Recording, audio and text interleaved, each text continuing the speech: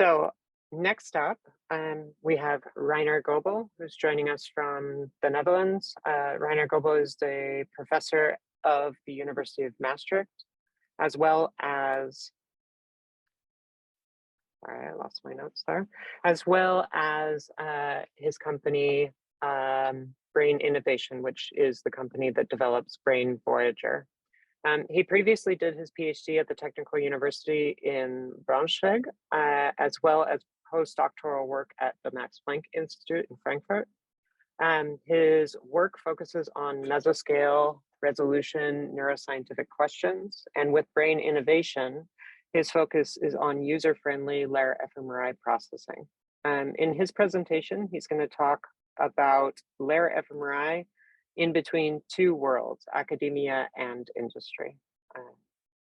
Welcome, Reiner.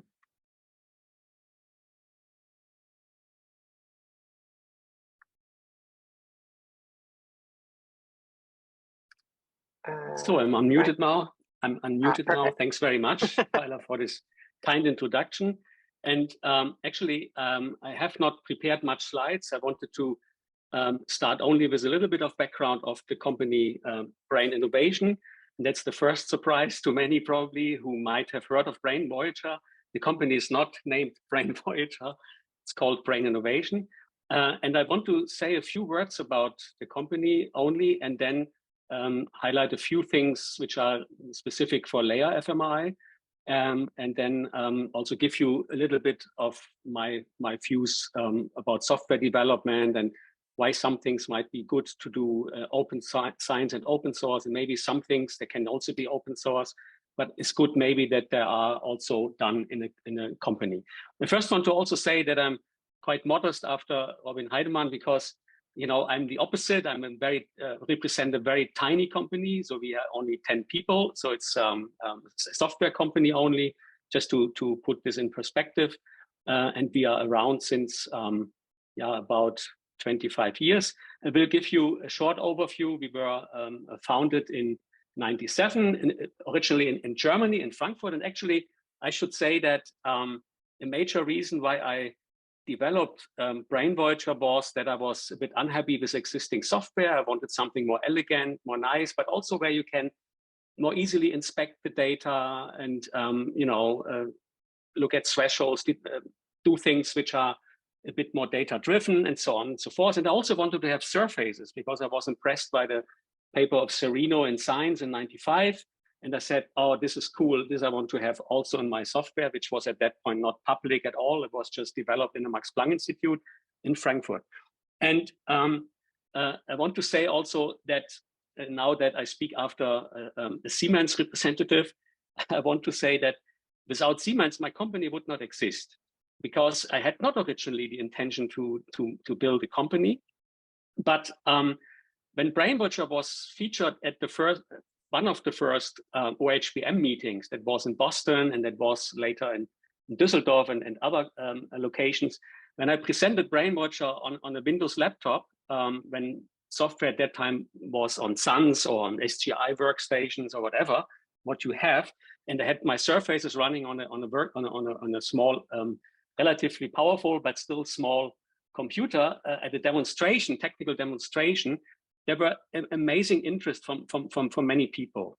And I was then at that time in '98, '99 in Berlin at a Center for Advanced Study.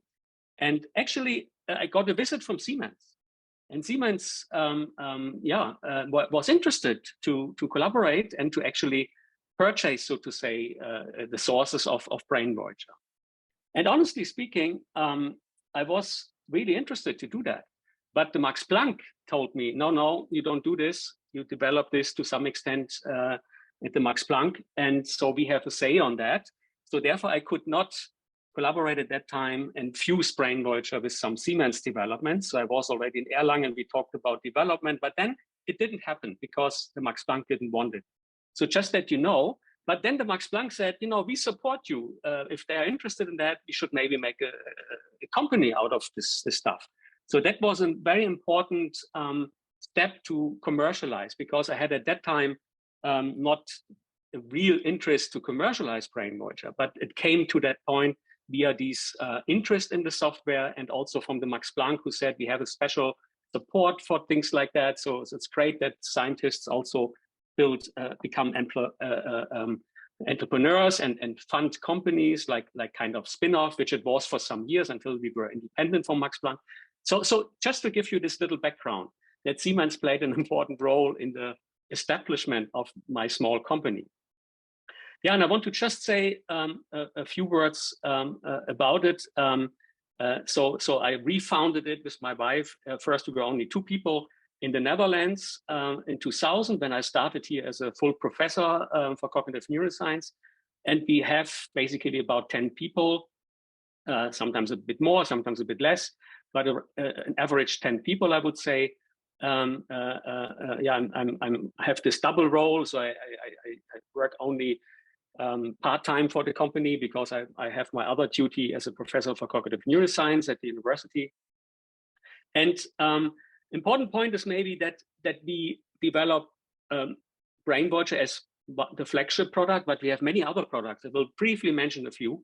And I want to stress that we basically also are fans, and there's a serious demand of open source. So we kind of open source more and more of our tools. Many contributions are also open source from the beginning in brain innovation. And one important point is also related also to Renzo, because Renzo has this very nice software Laney, which I think is fantastic. And actually, I want in a free version of BrainVoyager integrate Laney, which will be hopefully released this summer. And I want to proudly say that in brain innovation works Farouk. He's also here. I saw him just before. And Farouk works funded by Brain Innovation, a lot of his time spending on developing Laney further as open source. So that is really what we want. We want that good tools are around and support them. Another point I want to stress is, let's skip. Want to stress that, as I said, BrainVoyager is indeed our flagship product. And we have actually, when I got funding from the university and other funders, also had my ERC grant at that time around 2010. Our university decided to go for an ultra-high field center, which first Camille Minneapolis, and then also later Camille Toronto know, of course, about, because Camille Goebel has helped us to build that center, and Camille Uludag has worked here for some years. Same actually Renzo, who just more recently moved back to NIH. And I show you that not because of the scanners of ScanNexus, which we have, but because the orange building is where I work as a professor with my team and other teams. And on the left side, this red building is actually a company building. And there in the upper floor, we also have our little company Brain Innovation. So you just see that I have all the things I like together: my scientific work, my company work, and the scanners, all from Siemens, by the way, all next door. This is a building complex which I'm very happy and proud of that we could establish that. Yeah, and BrainVoyager is, of course, commercial. That means not everyone wants to pay for imaging software. So it's definitely not the most used software, but the people who use it, this is a more than 1,000 labs, I think, use it, and many people like it very much. But it's also very important to stress that BrainVoyager has over the years opened up also with respect to file formats. So you can open directly, of course, nifty files, gifty files for surfaces, so that the things become much easier these days, or the last years, thanks to the standardizations, of course, to exchange software across software, so that you can use softwares combined. So we also use FSL, for example, and mix some things with other software. So that's all fine. We have Python interfaces, which make this also easy, and so on. So it's important to see that BrainVoyager and the other software products are kind of linked and easily and established pipelines, and makes it easy to get the best out of what is around in the field. This is just to show you how BrainVoyager looks like. It was, I think, the first software which could do everything. So from the raw DICOM images up to volume and surfaces, hypothesis-driven and data-driven analysis, and lots of things which under one coherent, elegant interface, which attracted many people to the software. And this is just to show some more recent things. It's the third incarnation of Brain Voyager's volume renderer. Already in the very first version in the 90s, they had already one, but they were slow, not on GPUs, or not nice. And this, therefore, from time to time, I replace also, as still being the main developer of Brain Voyager, and sometimes also replace parts when I think it's time to make something better or nicer or more elegant or faster. This is something not yet released, just to show you what's coming soon. This is actually a Brain Voyager module which is based on ray tracing, so that is close on the new M Max, so the ARM-based Max, actually in real time, and on Windows on some GPUs too. So in principle, you have a kind of ray traced rendering, which means you get shadows, you get very beautiful visualization. You can cut and slice as usual, everything as you usually do.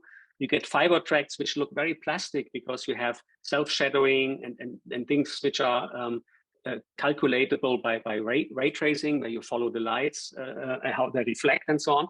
And I think that will boost one of the aspects some people at least know about Brain Voyager, that it cares about visualization and beauty. And this is another step we want to do to make this available. Of course, this is not replacing the current interface, but it's kind of an add-on. But it's pretty nice if you make figures and things like that to have very beautiful brain renderings. I will skip some things because of time. I will not talk too much about this. I want to stress Turbo Brain Voyager briefly, because you might not know it, is a software for real-time analysis. And that's actually, if you look at the papers which are out in real-time analysis, like neurofeedback, some BCIs, the most used software if you do a literature search, which we had to do, because there is a version of this, TBV made, a medical version, a CE certified version, which the company did to use it now in as a form of a depression treatment in medical environment. So therefore, this is also something I'm happy to have a company, because it's very expensive to, in manpower especially, to develop some things in such a way that you can run the certification process. Yeah, we do some other things I will not talk about because of time. I want to stress this because I'm very proud that I'm involved in this. It's actually a project led by Peter Roelfsema in Amsterdam, where a visual prosthesis is made for the blind, for the late blind, not congenitally blind. And we develop basically on the Siemens 7 Tesla the tools and the software to guide the estimation of the visual field based on anatomy and on new atlases we build. And we basically will be the site where before implantation, the participants will be scanned in Maastricht, and then we will have a software developed for which supports neuro guidance for implant the electrodes in a way that you fulfill certain wishes, like I want covering certain field in the fovea, or navigation is more important because you cannot put high density electrodes everywhere. Although this project goes in the thousands, 10,000, so it's really the most ambitious visual prosthesis which is currently built. It has been already tested in monkeys. There's also from Peter's team a science paper on this, but it's now going closer and closer to the human. And I'm really happy because there's also the company involved to build these softwares. I just want to say we also do some fun software and free software. I developed once when the first iPhone came out. It was not even usable in Germany. At that time, I was in Germany, but I flew to California when it was the first day coming out. And I asked Brian Wendell, a friend of mine, to invite me for a scientific talk. And then after the talk, I ran and get my first iPhone, which I really got, and could not use it in Europe at that time, but I could program it. So I programmed already Brain Voyager, small version on the iPhone, and then later on iPad and so on, because I just liked this touch interface. I'm now trying to do a Vision OS version for the Vision Pro, working already on one for the Quest virtual reality version. And that's just because I love that stuff. It's not that I have to do that. This is just a bit of fun I have. And it helps often to boost also the visualization for the standard Brain Voyager. And this software, which I developed for the iPhone, has of course much more reach than Brain Voyager. There are more than 1 million people downloaded this software, and it was in the app stores, featured sometimes by Apple, was ranked #2 in the science and education category. So it's from reaching out to people, this kind of things have more impact than our niche scientific software, of course. And there's also a new thing which comes out very soon. It's actually Scan My Brain, a toy app, funny app, where you can move the iPhone in front of you and you basically see your brain sliced in real time, and you can inspect areas, fibers, and so on. It's a teaching thing, but it's like a magical mirror, so to speak, right? These are some fun apps just for that. It's like me moving it closer to my head, and you see how it slices into the brain. The left side is my wife, she tested it. You see, it's like a box, you look inside the head, right? Okay, now I want to say a few things about layer analysis. How much time do I have? Sorry, I'm just to check back, yeah. You still have plenty of time, about like 10 minutes. Perfect. I just want to say that based on the research funding I obtained and my interest, I focused a lot already in the 2000s on trying to get to columnar and laminar level with imaging. And of course, I partnered there with Camilo Goebel because, one of the leaders of high field imaging. And that was a wonderful time. So me and also other people from our lab, like Elia and later Federico, traveled there, Michelle and so on. So we had a very close and still have a very close collaboration and a friendship with Minneapolis. And basically, I already there did some nice experiments in the mid 2000s and towards the end 2000s, but also at that time developed layer software and columnar software. And I will not go into the details, but I just want to stress that we were proud at the time. We had these kind of flat maps, like you see it in FreeServer and other software, AFNI, and also in BrainWatcher since a long time. And we were proud because we could flatten the cortex and see all the activity at once. It was really nice in the topologically correct space. But if we go to layers, we needed to model the cortex in 3D. That was clear, because if we have small voxels and can go sub-millimeter, then we also have to adjust our tools to see into this depths there.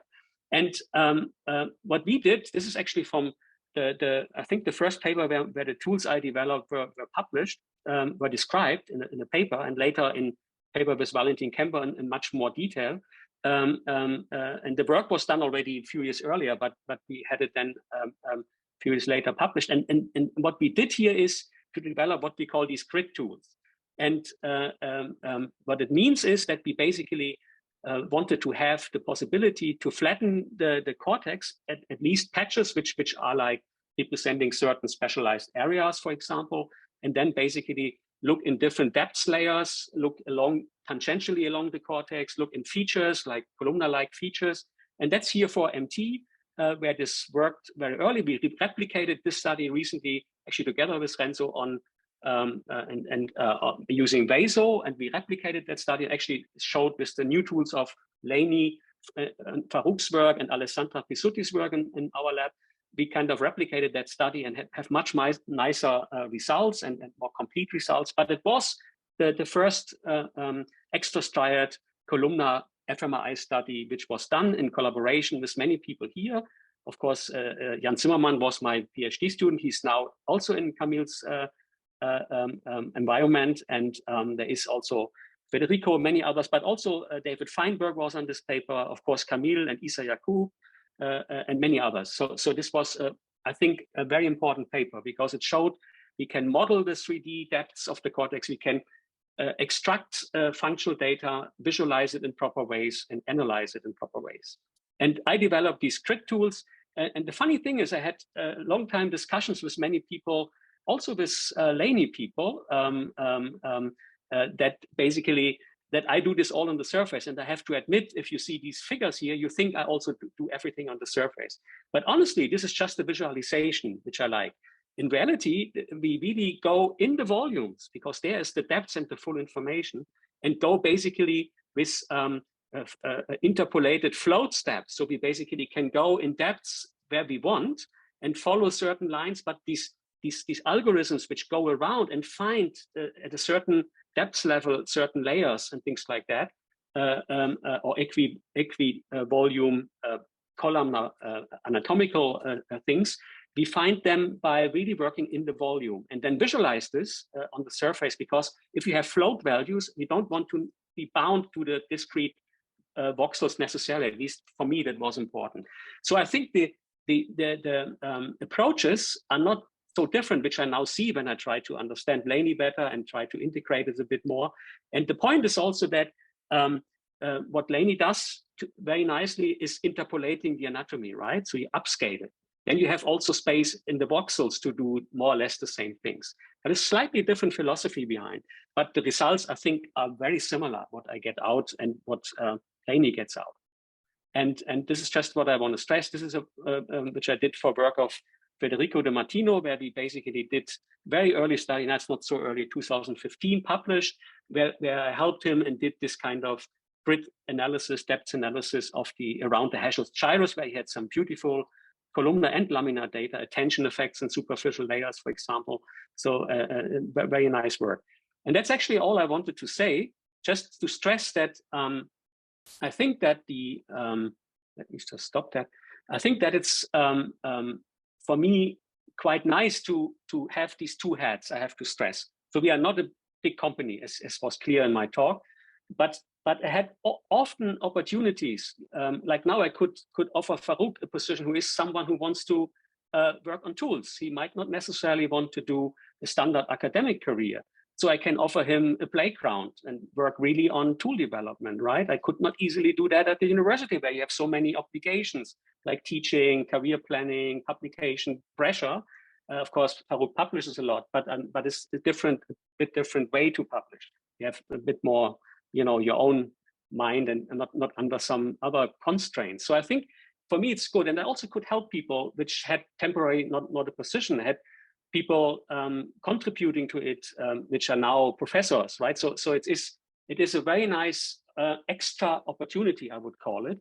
And also what I also like on the company is, I developed BrainWatcher more than 25 years. And if people say, oh, I have a wish or I have a bug, I basically know it because I designed and developed it, not all the code, but I would say 90% still. And that means if I have some code plugins from other people, of course, I ask them to answer the questions. But the nice thing is, if it's your baby, you have a commitment to it and you want that people like it because you like it. And you have, not saying this is not happening with open source. It can happen there too. But there are also many small open source projects which come and go, right? And that is often a pity because then you don't know anymore, is it maintained, what's happening? So although I'm a fan of open science and open source, I still want to also stress having something, with a continuity of 25 years has also its advantages. And so there are benefits of a company. This I just want to stress. Yeah. But I enjoy both worlds. Thank you very much.